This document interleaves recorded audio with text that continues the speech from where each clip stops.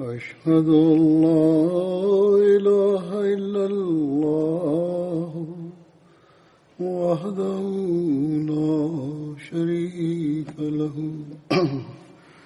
وأشهد أن محمدا عبده ورسوله أما بعد فأعوذ بالله من الشيطان الرجيم بسم الله الرحمن الرحيم الحمد لله رب العالمين الرحمن الرحيم مالك يوم الدين إياك نعبد وإياك نستعين اهدنا الصراط المستقيم صراط الذين أنعمت عليهم غير المغضوب عليهم ولا الضالين. Geçen hutbemde dahi Hazret Abdurrahman bin Avf'un zikri yapıldıydı ve geri kalan bir kısmı baki kalmıştı. Bugün ondan bahsedeceğim. Hazret Abdurrahman bin Avf, onun el açıklığı meşhur idi ve mal özverisi dahi çok özveride bulundu. Bununla ilgili olarak bugün çok referans vardır. Bir rivayet vardır. Hazret Abdurrahman bin Avf vasiyet ettiydi. Bedir Savaşı'na katılanlardan her birisine 400 dinar onların bıraktığı maldan verilecek. Buna göre amel edildi. O zaman onların sayısı 100 idi.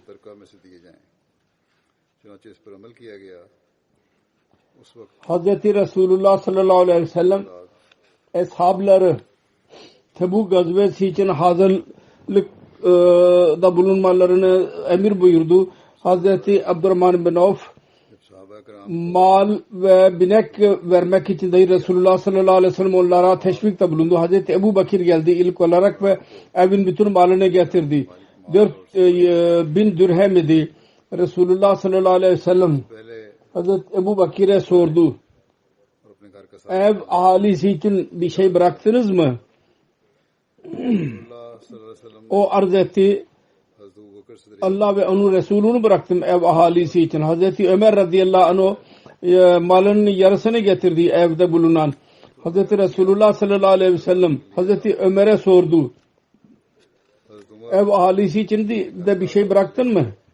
O da arz etti. Yarısını bıraktım. Hazreti Abdurrahman bin Avf 100 okya verdi. Bir okya 40 dirhem oluyordu. Yani 4000 dirheme yakın mal verdi. Resulullah sallallahu aleyhi ve sellem dedi ki Osman bin Affan ve Abdurrahman bin Avf yerde Allah-u Teala'nın hazinelerinden iki hazinedir. Onlar Allah-u Teala'nın rızası için mal harcarlar. Hazreti Ümmü Bakır bint Misver rivayet eder. Hazreti Abdurrahman bin Avf Hazreti Osman'dan bir toprak satın aldı. 40.000 dinare mukabil ve Banu Zuhra'nın fakirleri ve Ummahatul Muminin ve diğer fakirler arasında dağıttı. Misver bin Makhzuma der ki ben Hazreti Ayşe radıyallahu anha Hazretlerini ondan payını verdi. O tarladan Hazreti Ayşe sordu ki kim gönderdi bunu? Ben dedim ki Abdurrahman bin Avf gönderdi. Hazreti Ayşe radıyallahu anha buyurdu. Resulullah sallallahu aleyhi ve sellem buyurdu. Benden sonra sizinle çok sabır eden birisi size karşı iyi davranacak. Sonra dua etti. Ya Rabbi, Abdurrahman bin Avf'a cennetin selsebil çeşmesinden su içir. अपने दुआ दी Bir rivayet vardır. Resulullah sallallahu aleyhi ve sellem buyurdu. Benden sonra benim ev halisine bakan doğru ve iyi bir insan olacak. Hazret Abdurrahman bin Avf Ummahatul Muminin Hazretlerine onların binekleriyle birlikte beraber götürürdü. Onlara hac yaptırırdı ve onların उनकी सवारियों से arada लेकर निकलते kalmak için öyle bir yer bulundu ki dağlık arasında olsun ve açık yer olmasın. Orada tesettürsüzlük yapılmasın. Bir defa Medine'de bir kıtlık oldu. Bu arada Suriye'den 700 develik eşyalık malzemeler ile dolu Medine'ye geldi. Medine'de gürültü koptu. Hazreti Ayşe sordu. Bu ne gürültüdür? Arz ettiler. Hazreti Abdurrahman bin Avf'un 700 develik kafile geldi. Üzerinde yiyecekler var. Ummul Muminin Hazreti Ayşe radıyallahu anha buyurdu. Ben Resulullah sallallahu aleyhi ve sellem'den duydum. Kendisi diyordu ki Abdurrahman cennete sürünerek girecek, cennete girecek. Hazreti Ayşe'nin bu rivayeti Hazreti Abdurrahman bin Avf'a ulaştı. Kendisine hazır oldu ve dedi ki ey annem ben sizi şahit tutuyorum. Bütün bu yiyecekler ve bu bütün deve ve onların üstündeki bütün malzemeyi ben Allah yolunda harcıyorum. Ki ben yürüyerek cennete gireyim. Hazreti Abdurrahman bin Avf'un bu infak fi sabilillah'ın birçok olayları ashabları için ashabların durumunu düzeltenler bunu topladılar. Usdul Gaba'da yazılıdır. Abdurrahman bin Avf Allah yolunda harcayan birisiydi. Bir seferinde kendisi bir günde 30 köleyi azat etti. Bir seferinde Hazreti Ömer paraya muhtaç oldu. Hazreti Abdurrahman bin Avf'tan borç istedi. O dedi ki Emirül Muminin siz benden niye istiyorsunuz? Siz Beytülmal'dan da alabilirsiniz borç. Ve Osman yahut başka bir zengin birisinden de alabilirsiniz. Hazreti Ömer buyurdu şu gayeyle ben bunu yapıyorum. Belki Beytülmal'a geri para vermeyi unutabilirim. Başka birisinden alırsam belki de o belki bir sebepten dolayı benden para tekrar istemeyecek ve ben de unutabilirim. Fakat sen benden para mutlaka geri alırsın. İsteyerek dahi hatırlatarak. Aralarındaki külfetsizlik bu durumdaydı. Muhtaç olduğu zaman alıyordu. Hazreti Abdurrahman bin Avf'un oğlu İbrahim kendi babasından rivayet eder. Resulullah sallallahu aleyhi ve sellem buyurdu. Ey İbni Avf siz cennete sürünerek girersin. Çünkü zenginsin. Onun için Allah yolunda harca. Ki yürüyerek cennete girebilesin. Bu ilk rivayet Hazreti Ayşe'nin rivayetidir. Ona benzerdir bu rivayet. Hazreti Abdurrahman bin Avf farz etti. Ya Resulallah Allah yolunda ne harcayayım? Dedi ki var olanı harca. Arz etti. Ya Resulullah hepsini mi? Resulullah dedi ki evet. Hazreti Abdurrahman bu iradeyle çıktı. Ki bütün mal Allah yolunda vereceğim. Belli bir müddet sonra Resulullah sallallahu aleyhi ve sellem tekrar onu çağırdı. Ve buyurdu. Cibrail dedi ki senin gittikten sonra Cibrail geldi. Dedi ki Abdurrahman'a söyle misafirperverlik yapsın, miskine yemek yedirsin, dilenciye versin ve diğerlere mukabil akrabalara için para harcasın. Böyle yaparsa onun malı pak olacak. Pak mal Allah Teala'nın yolunda harcanmış olan mal. O zaman bunu yaparsan sürünerek değil yürüyerek cennete girersin. Bir seferinde kendi yarı mal 4000 dirhem idi Allah yolunda verdi. Bir seferinde 40.000 dirhem Sonra bir seferinde 40.000 dinar Allah yolunda mal verdi. 4,000 dirhem था. Bir seferinde 500 at Allah yolunda harcadı. Sonra ikinci defa 40,000 dinar. 500 deve Allah yolunda verdi.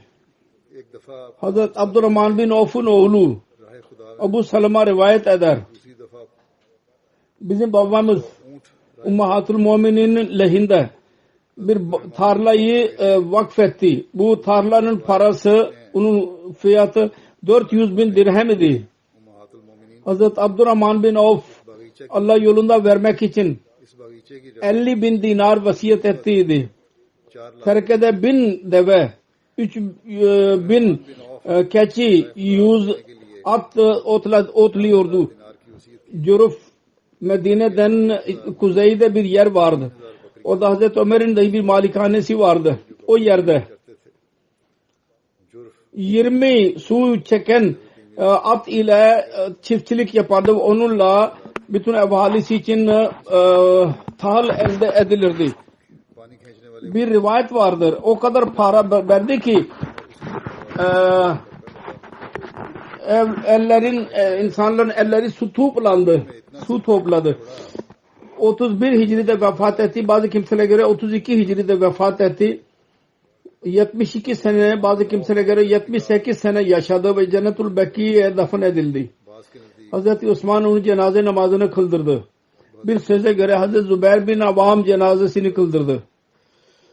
Hazreti Abdurrahman bin Avf'un vefatı üzerine हजरत उस्मान ने इनकी orada kalarak Hazreti Sa'd bin Malik dedi ki नवाम में जनाजा पढ़ाया. Va Cebala, हजरत अब्दुर्रहमान बिन औफ की वफात पर dağ gibi bir zat aramızdan ayrıldı. Hazreti Ali dedi ki İbni Avf bu cihandan ayrıldı. Dünyanın pınarından temiz su içti ve pis su bıraktı. हजरत अली ने फरमाया इब्ने of Yahut şöyle diyelim, रुखसत हो गए. İbni Avf iyi zaman buldu. Geri zaman başlamadan önce ayrıldı dünyadan. Hazreti Abdurrahman bin Avf bıraktığı zatlar arasında 3 karı eşit hanım bıraktığı her bir hanıma 80.000 dirhem verildi. Diğer bir rivayete göre 4 tane hanımı vardı ve her birisine 80.000 dirhem verildi. 80,000 dirhem दिए गए. Şimdi bunda sonraki zikir रिवायत में आपकी 4 बीवियां थीं. Hazreti Sa'd bin Muaz'ın zikri vardır. 80,000 Hazreti Sa'd bin Muaz Ansar'ın kabilesi है जिन साहबी का Avs'ın dalı Banu Abdul Aşhal'dan idi. Alakası vardı bununla. का ताल्लुक Ve kabile Avs'ın önderi idi. Babasının adı Muaz bin Numan idi. Ve annesinin adı Kabşe idi. कबीला औस के सरदार थे. आपके वालिद का नाम मुआज बिन नोमान था और वालदा का नाम कबशा था.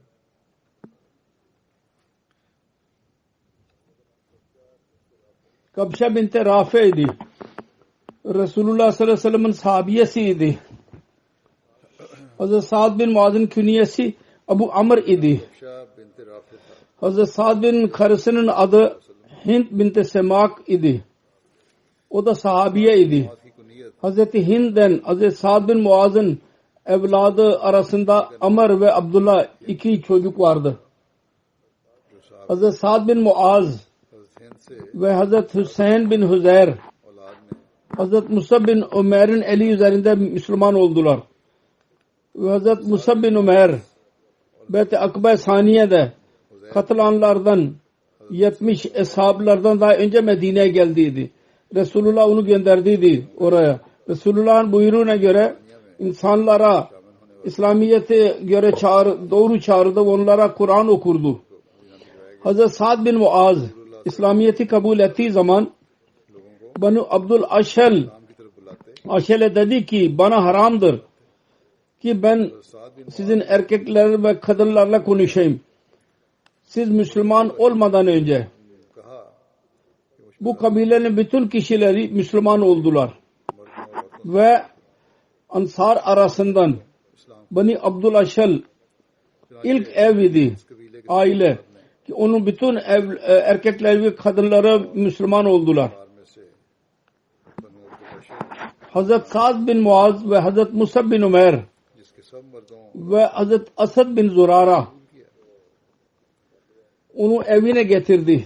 साद बिन Muaz Her ikisini Musab bin Umer ve Asad bin Zurare'yi ve sonra her ikisi Hazreti Sa'd को bin Muaz'ın evinde insanlara İslamiyet'in tebliğini yaparlardı. Hazret Sa'd bin Muaz ve Hazret Asad bin Zurare teyze oğullarıydılar. Ve Hazreti Sa'd bin Muaz ve Hazret Usayd bin Huzeyr Banu Abdul Aşal'ın putlarını kırdıydılar.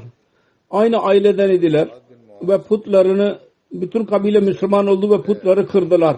Resulullah sallallahu aleyhi ve sellem Hazret Sa'd'ın muakhatlarını, kardeşliğini Sa'd bin Abi Vakas ile yaptıydı. Onları kardeş yaptı. Başka bir rivayete göre रसूलुल्लाह सल्लल्लाहु अलैहि वसल्लम ने kendisinin muakhatı Hazret Abu Ubeyda bin Cerrah ile yaptı. Yani her ikisini kardeş ilan etti.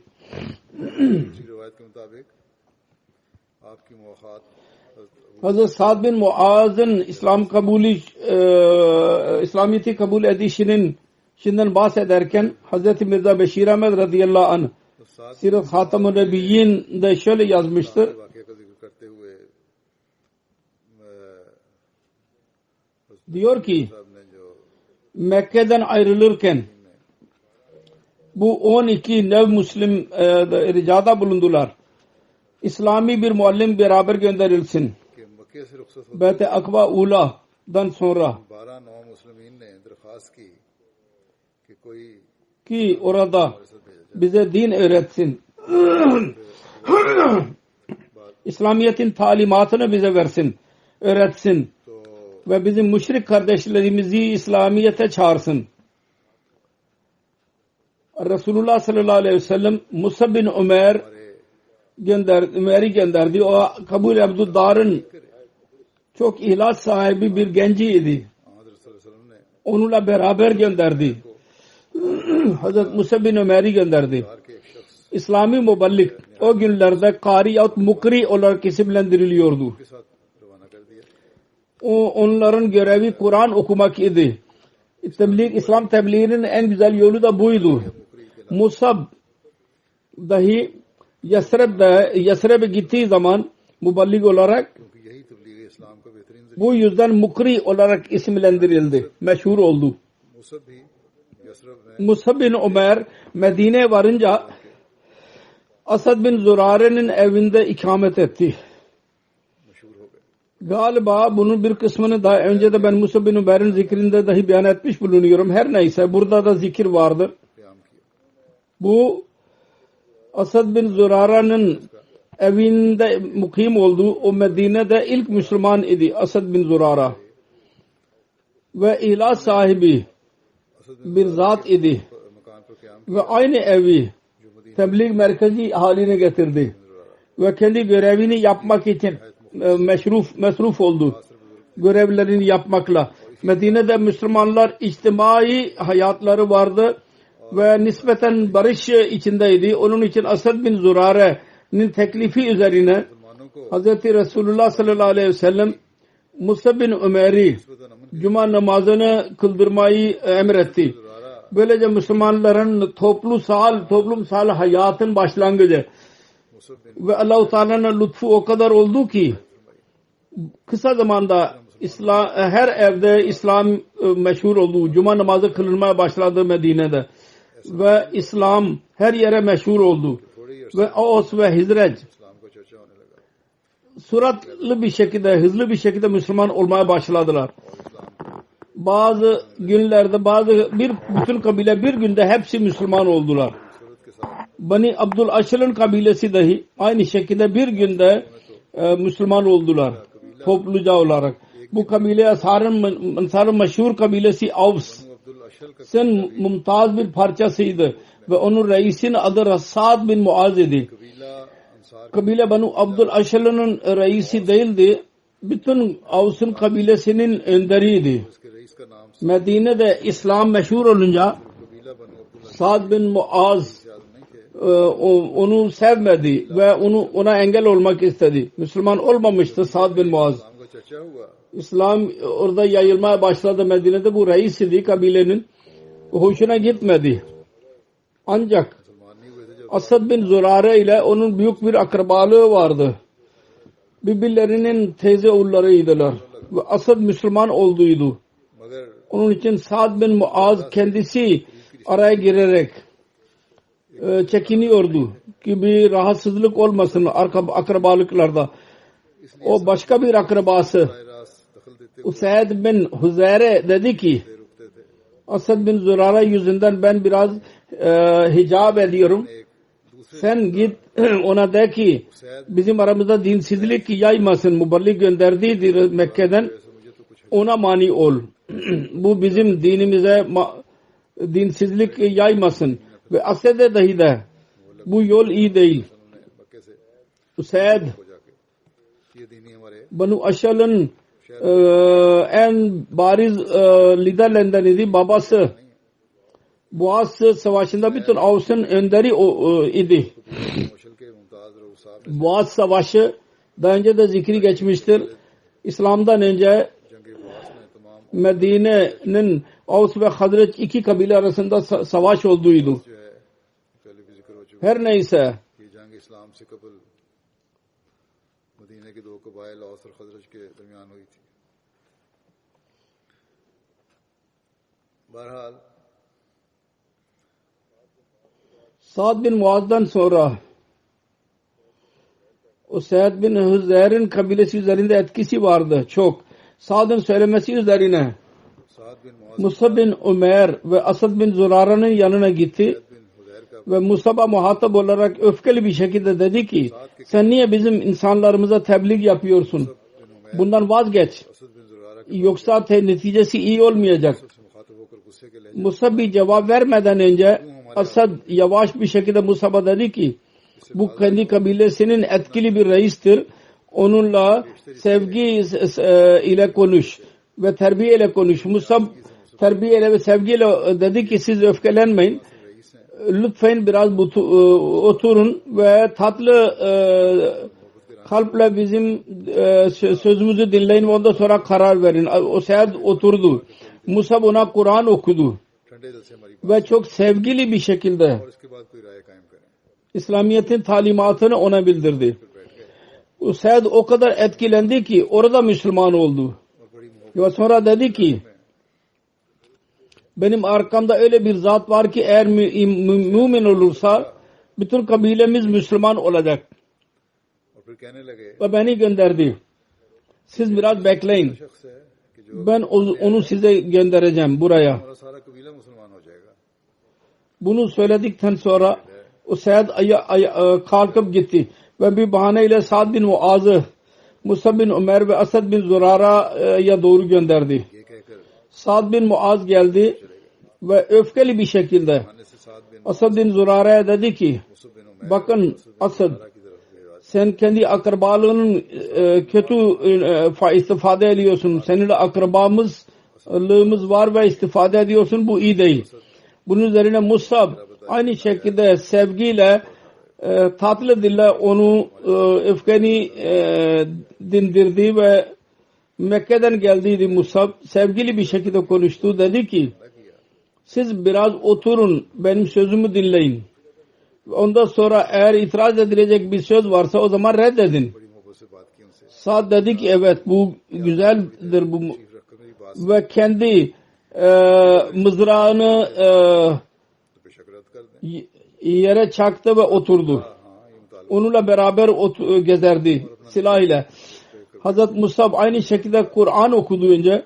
Sonra çok çekici bir şekilde İslamiyet'in talimatını teşrih etti. Daha fazla zaman geçmemişti ki Hazreti Mirza Beşir Ahmed radıyallahu anh diyor ki bu kalbi yumuşadı. इस्लामी असूल की Ve o dahi İslamiyet'in talimatı üzerine etki yaptı. Sa'd Müslüman bir şekilde gusül abdest aldıktan sonra kelime-i şehadeti okudu ve ondan sonra Sa'd ve Usayd चुनांचे साद bin Huzeyr मसनून तरीके her ikisi kendi kabile insanlarına gittiler. Ve Sa'd onlara sordu kendi kabilesine. Ey Beni Abdülaşal दोनों मिलकर beni nasıl görüyorsunuz? Dediler ki साद ने उनसे मखसूस siz bizim önderimiz ve önderimizin oğlu öndersiniz. Ve sizin sözünüze kamil olarak inanıyoruz. Sa'd dedi ki कि आप O zaman benimle bir alakanız yok. सरदार इब्न सरदार हैं, Siz Allah ve onun Resulüne iman etmedikçe कामिल इत्मीनान। tebliğ yapmaya başladı hemen. साद ने कहा Ondan sonra Sa'd onlara ऐसा तुम्हारा कोई İslamiyet'in talimatını öğretti kendi kabilesine. अल्लाह और उसके रसूल पर ईमान न लाओ। Talimatını bildirdi ve dedi ki daha o gün akşam olmamıştı. Gün bitmemişti. यानी अपने कबीले वालों को इस्लाम के Ondan önce bütün kabile Müslüman oldu. और कहते हैं Ve Sa'd ve Üseyd आई थी kendi elleriyle kendi kavminin putlarını çıkararak kırdılar. तमाम कबीला मुसलमान हो गया और साद और Usaid Sa'd bin Muaz ve Üseyd bin Huzeyr Müslüman oldular. Her ikisi en büyük eshablardan sayılıyorlar. Ve Ansar da साद बिन मुआज और उसैद बिन हुदैर Hz. Mirza Beşirem diyor ki şüphesiz onların çok yüce bir yerleri vardı. Şüphesiz.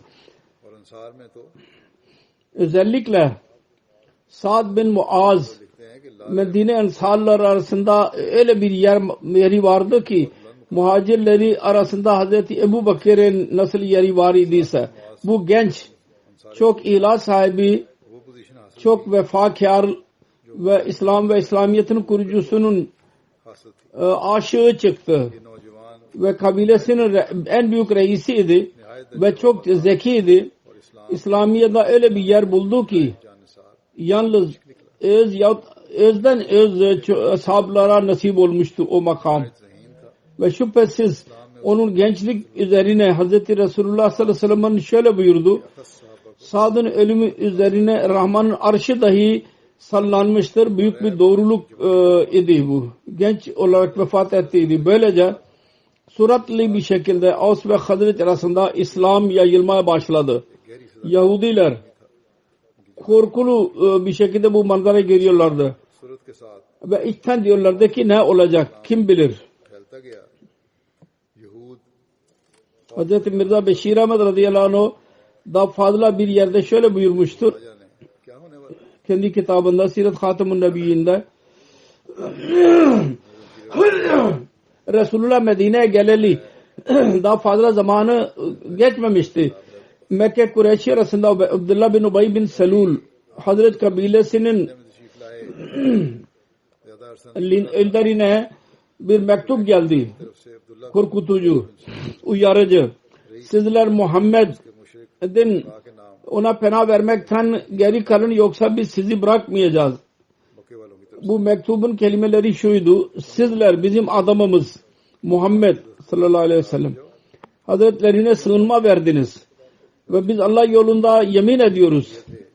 Ya ondan ayrılacaksınız ve onun elinde savaşacaksınız yahut पनाह दी है। en azından kendi şehrinizden onu çıkarın. Yoksa biz bütün gücümüzle size saldıracağız. Ve bütün erkeklerinizi öldüreceğiz. Kadınlarınızı ele geçireceğiz. Kendimiz için onları caiz bırakacağız. सारे Bu mektup Medine'ye varınca Abdullah ve onun arkadaşları zaten Müslümanlara düşman idiler. Kinleri vardı kalplerinde. Medina में खत पहुंचा Resulullah aleyhinde, İslamiyet aleyhinde. जो पहले से ही Onlar सख्त दुश्मन हो रहे थे। Hz. Resulullah sallallahu aleyhi ve sellem ile savaşmak için hazırlıklarda bulundular. खिलाफ इस्लाम के खिलाफ Durum bu oldu. Resulullah bunu haber alınca kendisi hemen onlarla görüştü. तैयारी शुरू कर दी। Onlara gitti, onlara nasihat etti. हज़रत सल्लल्लाहु अलैहि वसल्लम Abdullah bin Selul ve onun arkadaşlarına benimle savaşmakta sizin kendiniz zararınız vardır. Sizin kardeşleriniz sizin önünüzde olacaklar. Müslüman olanlar sizin kabilenin insanlarıdır. Sizin şehrin insanlarıdır. Savaşırsanız bunlar benim tarafımdan sizinle savaşacaklar. मुसलमान हैं लोग, ये तुम्हारे Avs ve Hazret'in Müslümanları शहर के लोग हैं। mutlaka benden yana olacaklar. Her durumda. Her halükarda. Onun için benimle savaşmanın yalnız şu anlamı olacak ki siz बहरहाल मेरा साथ kendi oğullarınız, kardeşleriniz ve babalarınız elinde kılıç kullanacaksınız. Kendiniz düşünün. करने के ये मानी होंगे Bu doğru mudur? अपने ही बेटों और भाई Abdullah ve onun arkadaşlarının kalbinde तुम खुद सोच लो Boğaz savaşı vardı. Onu hatırlıyorlardı. Çok helak olduydular insanlar. दिलों में kendi aralarında savaşarak bunu anladılar. तबाही की याद ताज़ा थी. Kendi aramızda tekrar savaşmaya mecbur olacağız. Bu iradeden vazgeçtiler. Kureyş başarısız kaldılar bu tedbirde. Belli bir müddet sonra ona benzer bir mektup Medine'nin Yahudilerine dahi gönderdiler. नाकामी हुई तो उन्होंने Aslında Mekke kafirlerin maksadı şuydu. Ne olursa olsun İslamiyet'i dünyadan yüzünden tamamen silelim. की गरज ये थी Dünyadan bunun ismi yok edilsin. इस्लाम के नाम Müslümanlar onların zulümlerinden bezerek Habeşistan'a gittiler. Onlara arkadan gittiler. Kafirler daima bu çabada bulundular ilk günden beri. Ve bu çabada en son güçlerini kullandılar ki iyi insanlar Necaşi bu fakir insanları Mekkelilere versin. Sonra Resulullah sallallahu aleyhi ve sellem Mekke'den hicretten ederek Medine'ye geldi. Kureyş kendisine geri gelerek yakalamak için फिर वसल्लम की मक्के से हिजरत करके जब मदीने her plan yaptılar, çaba sarf ettiler. आपका ताकुब करके आपको गिरफ्तार कर लें Her seferinde çaba sarf ettiler. Resulullah sallallahu aleyhi ve sellem yahut İslamiyet'i yok etsinler. Şimdi öğrendiler.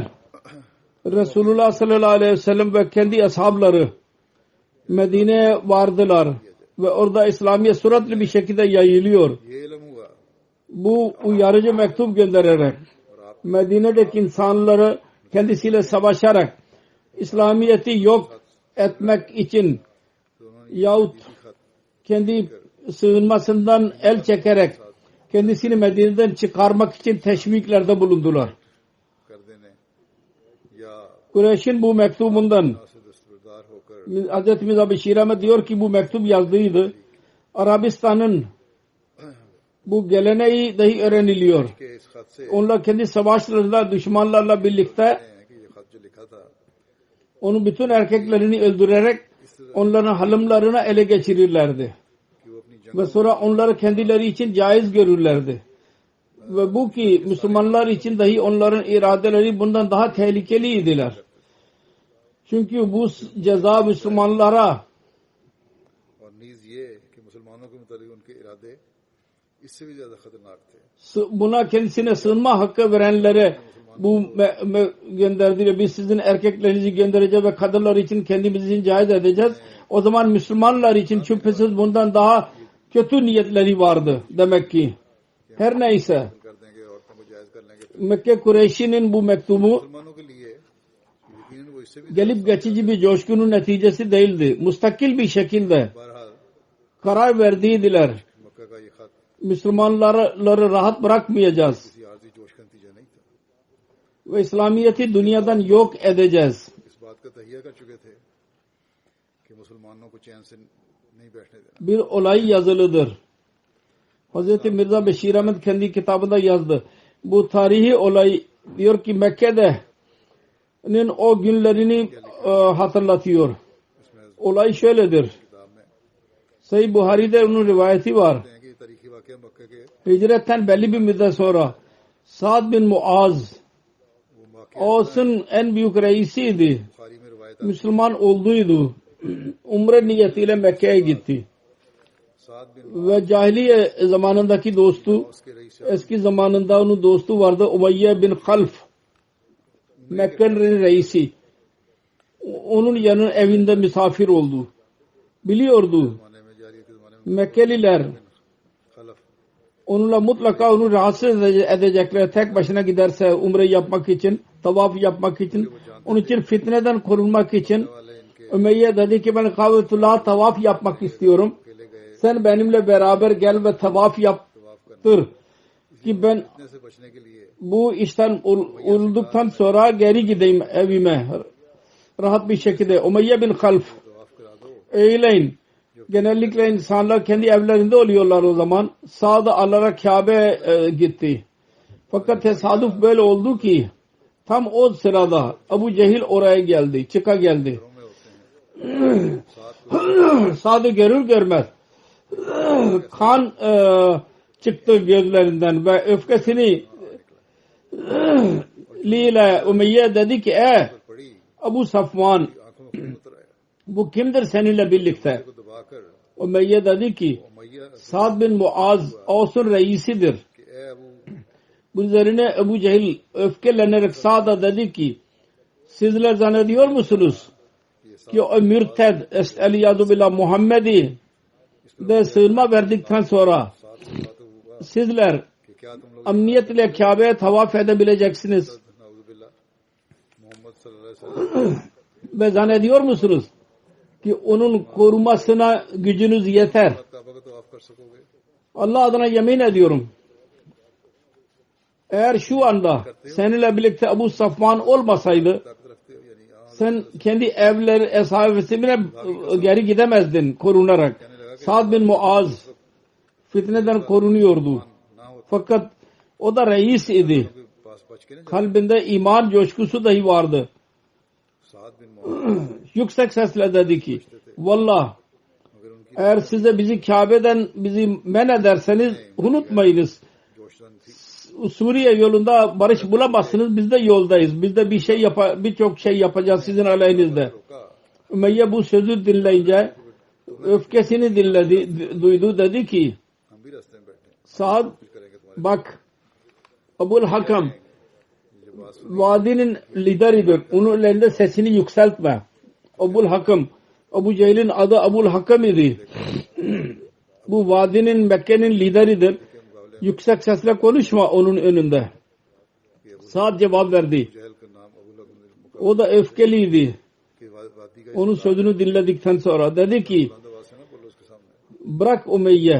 साद ने जवाब दिया Sen bu meseleye girme. Vallah Resulullah sallallahu aleyhi ve sellem'in ben verdiği haberi unutmuyorum. Sen bir gün Müslümanların eliyle öldürüleceksin. Umeyye Müslümanların eliyle öldürülecek. अल्लाह सल्लल्लाहु अलैहि वसल्लम Bu haberi dinleyince Umeyye bin Half çok korktu.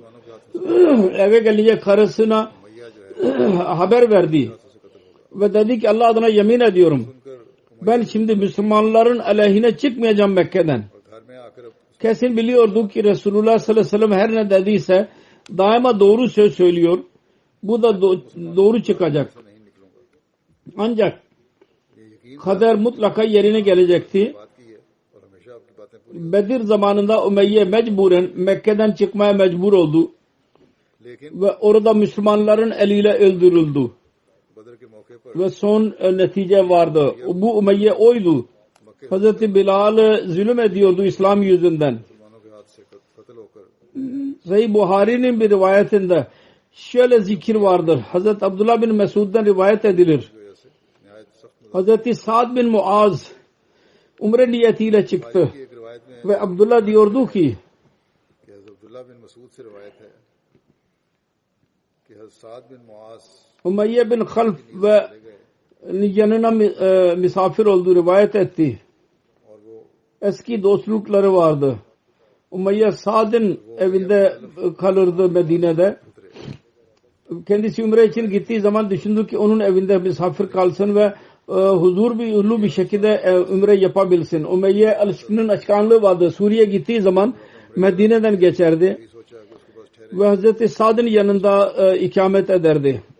Dedi ki eski dostlukları vardı. की तरफ जाता था तो मदीने से गुजरता Kendisi dahi Hazreti Sa'd dahi irade etti ki onun evinde misafir olsun.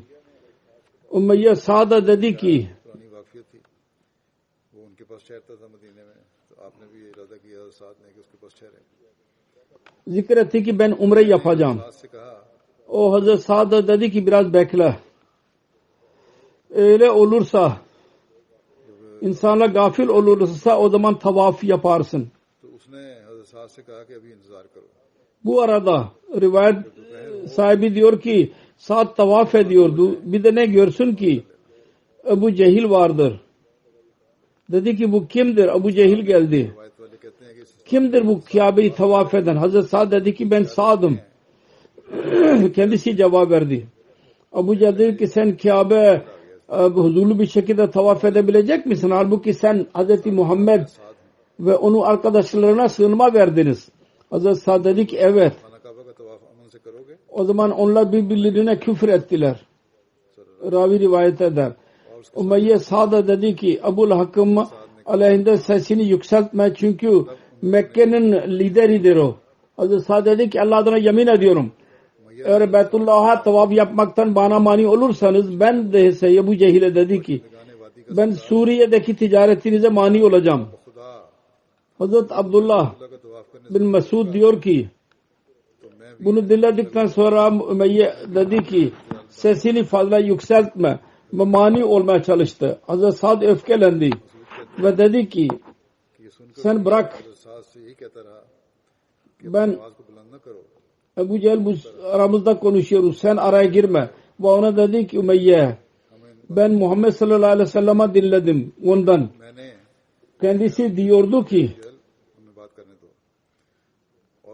Ümeyye dedi ki bu seni öldürendir. Ebu Cehil vasıta olacak senin öldürülmene. Ümeyye dedi ki beni mi öldürecek?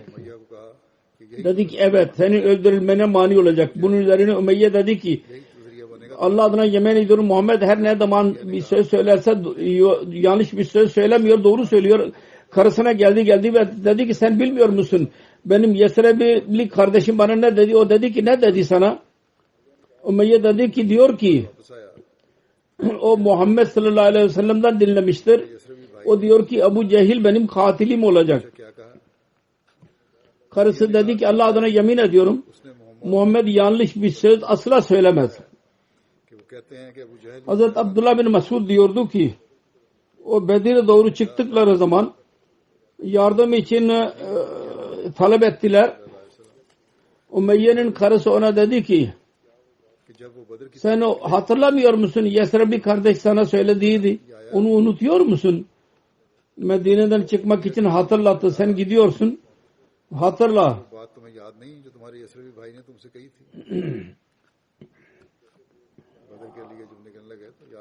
O istedi ki Ümeyye dedi ki çıkmasın. Fakat Ebu Cehil ona dedi ki sen bu vadinin reislerindensin. Bir iki gün için gel. O dedi ki onunla gitti 2 gün için beraber ve Allah-u Teala onu öldürttü. Başka bir rivayette Ümeyye bin Half'in Bedir savaşına katılması ve öldürülmesi konusunda şöyle beyan edilmiştir. Hazreti Sa'd dedi ki Ümeyye Allah adına ben Resulullah sallallahu aleyhi ve sellem'den dinledim. Kendisi diyordu ki o yani eshabla seni öldürecekler. O dedi ki Mekke'de Hazreti Sa'd dedi ki onu ben bilmiyorum. Ümeyye Sa'd'ın bu sözünü dinleyerek çok korktu. Ümeyye evine gittiği zaman karısı Safiye yahut Kerime binte Mamer'e dedi ki Ümme Safvan ben Sa'd'ın sözünü dinledin mi benim hakkımda? O dedi ki karısı Sa'd ne diyor? Bunun üzerine Ümeyye dedi ki diyor ki Muhammed sallallahu aleyhi ve sellem kendisine beyan etti. Beni öldürecekler. Dedim ki Mekke'de. O dedi ki ben bilmiyorum. Ümeyye dedi ki Allah adına yemin ediyorum ben Mekke'den çıkmayacağım. O kadar korktu. Bedir savaşı olduğu zaman Ebu Cehil savaşmak için çıkmak için söyledi insanlara ve Ümeyye dedi ki kendi kafileyi korumak için gel. Ümeyye çıkmak istemedi. Ebu Cehil Ümeyye'nin yanına geldi. Kendisi geldi ve dedi ki Ebu Sufyan insanı seni görürlerse ki sen garide kalmışsın. Halbuki sen vadinin liderisin. Onlar dahi seninle birlikte geri kalacaklar. Ebu Cehil ona nasihat etti. Sonunda Ümeyye dedi ki eğer sen beni mecbur edersen Allah adına yemin ediyorum ben Mekke'den çok iyi bir deve satın alacağım. Ondan sonra Ümeyye dedi ki Ümme Safvan benim için yol hazırlığını yap. O dedi ki sen o Yesrebli dostunun sözünü unuttun mu? O dedi ki hayır unutmadım. Ben belli bir müddet gideceğim onunla birlikte geri geleceğim. Ümeyye çıktı. Hangi menzile dururlarsa orada devenin ayağını bağlardı. tedbir yaptı ki Allah-u Teala Bedir'de onu helak etti. Bu öldürülme olayı यही एहतियात daha önce dahi bir yerde beyan edilmiştir ve Hazreti Abdurrahman bin Avf'ın zikrinde geçen hutbede dahi beyan edilmiştir. इस कत्ल का वाकया Hazreti Bilal Ansar'ı çağırarak bu yüzden Hazreti Bilal'e yaptıkları zulüm yüzünden onu öldürdü. जब हज़रत बिलाल ने अंसार को बुलाकर इसके जुल्म की वजह Hazreti Musleh Maud radıyallahu anh diyor ki Medine'nin bir reisi Sa'd bin Muaz hakkında Medine'nin reisi Sa'd bin Muaz Aus kabilenin enderiydi. Beytullah'ın tavafı için Mekke'ye gitti. Ebu Cehil onu görerek öfkeli bir şekilde dedi ki sizler zannediyor musunuz ki o mürted Muhammed Resulullah sallallahu aleyhi ve sellem sığınma verdikten sonra huzurlu bir şekilde Kabe'ye tevaf edebileceksiniz ve zannediyor musunuz ki onu koruyabilirsiniz, gücünüz var mı? Allah adına yemin ediyorum. Eğer seninle birlikte bu Sufyan olmasaydı sen ev ahalisine gidemezdin korunarak. Sa'd bin Muaz dedi ki valla eğer sen Kabe mani olursan biz de Şam yolunda huzur bulamazsınız siz. Sa'd bin Muaz Bedir, Uhud ve Handek gazvelerine katıldı Resulullah sallallahu aleyhi ve sellem ile birlikte. Bedir günü olsun bayrağı Sa'd bin Muaz'ın elindeydi. Bedir savaşı zamanında Hazreti Sa'd bin Muaz'ın coşkusu ve Resulullah sallallahu aleyhi ve sellem'e olan sevgisi şu olaydan belli oluyor.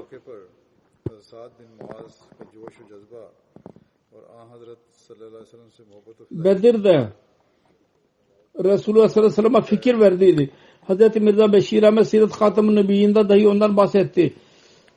Müslümanlar Safra Vadisi Bedir ve Medine arasında bir yerin adıdır. Orada bütün ganimet malını Müslümanlar arasında dağıttıydı. Eşit olarak orada hurma ağaçları vardır ve tarlalar vardır. Orada ve çiftçilik yapılıyor. Orada bir yerin adıdır. Her neyse o vadinin bir yönünden geçtiler. Geçerken Zaferan'a ulaştılar. O Bedir'den yalnız bir menzil mesafededir. Bilgi edindikler ki kafilenin korunması için Kureyş'in büyük bir ordusu Mekke'den geliyor. Kafile önceden ticaret kafilesinin yardımı için büyük bir ordu geliyor.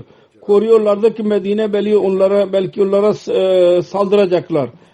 Şimdi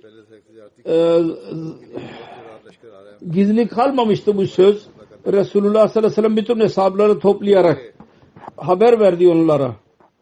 Ve onlara istişare etti ki ne yapmamız lazım. Bazı hesaplar ettiler ki ya Resulullah zahiri esbablara bakarak daha uygun budur ki kafile ile karşılaşalım. Çünkü orduyla biz karşılaşamayacağız. Resulullah bu fikri sevmedi.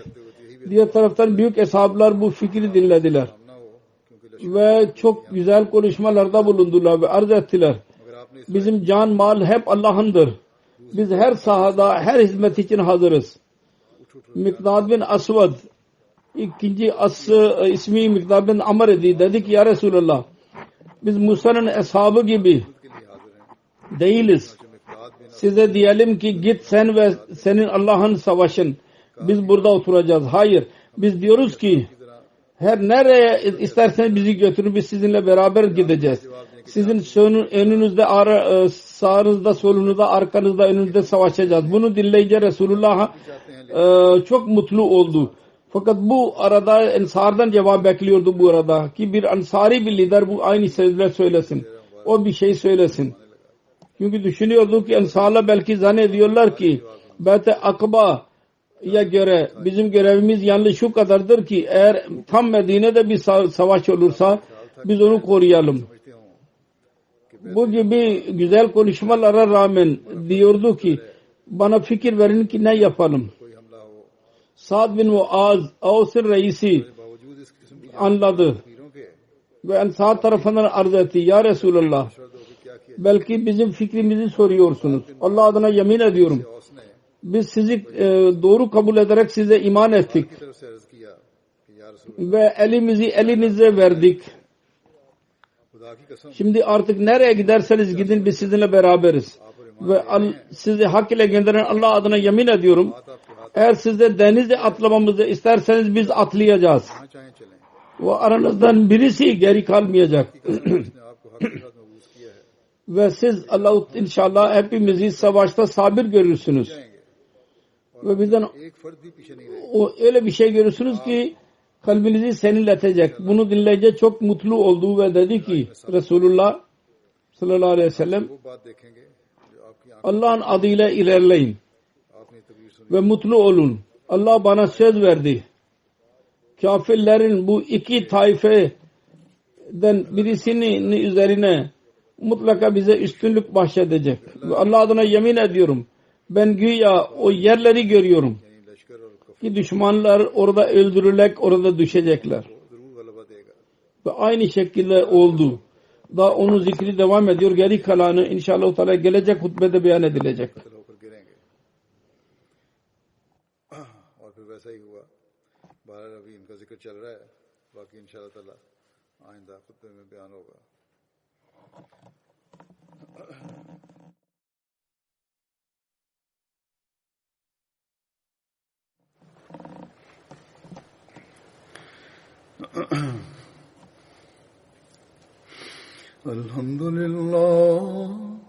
Alhamdulillah nahmaduhu ve nesta'inuhu ve nestağfiruhu ve nu'minu bihi ve netevekkalu aleyhi ve na'udzu billahi min şururi enfusina ve min seyyiati a'malina.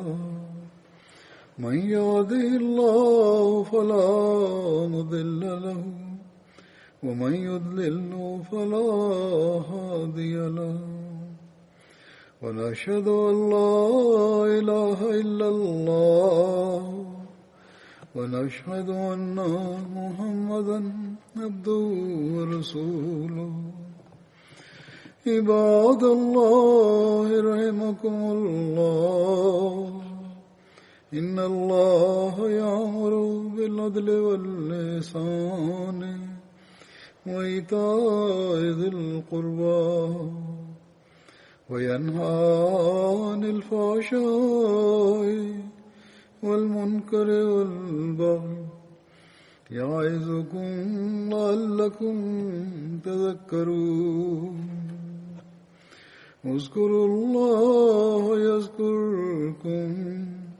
وادعوه يستجب لكم ولذكر الله أكبر